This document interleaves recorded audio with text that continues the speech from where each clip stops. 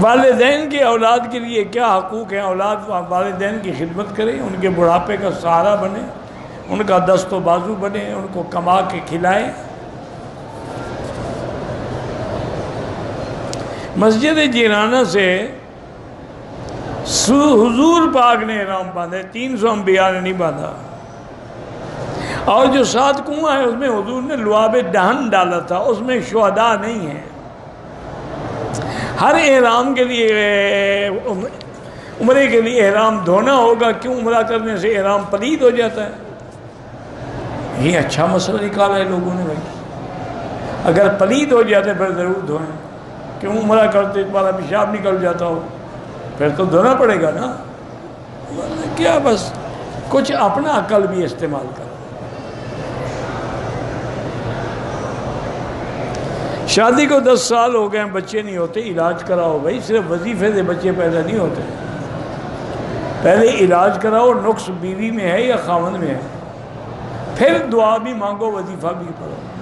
ایسے صرف دعا سے، وہ ایک پرانی بات ہے، ہم ہانگ کانگ میں تھے، امام حرم بھی ہمارے ساتھ تھے، بہت بڑے بزرگ تھے، بہت بڑے عالم تھے، شیخ محمد سبیل، اللہ ان کی قبر پہ کروڑوں رحمتیں فرمائے، بڑے مدرس عالم تھے، فقیہ عالم تھے۔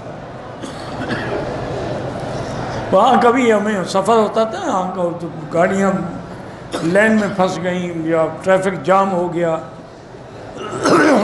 تو ایک دفعہ ایسا ہوا تو مغرب کی نماز کا وقت قریب تھا تو ٹریفک جام ہو گیا، تو حضرت نے فرمایا، ہنس کے فرمانے لگے، اچھا بھائی آج مولوی مکی کے مذہب پہ نماز پڑھ لیں گے، مغرب لیٹ کریں گے، عشاء جلدی پڑھ لیں گے، دونوں نمازیں جمع بھی ہو جائیں گی اور مکی صاحب کی قول پہ عمل بھی ہو جائے گا۔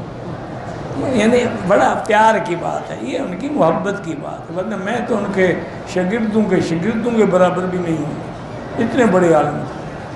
تو ہم بیٹھے ہوئے تھے، ایک آدمی آیا، وہ بار بار حضرت دعا کریں اللہ مجھے بچہ دے۔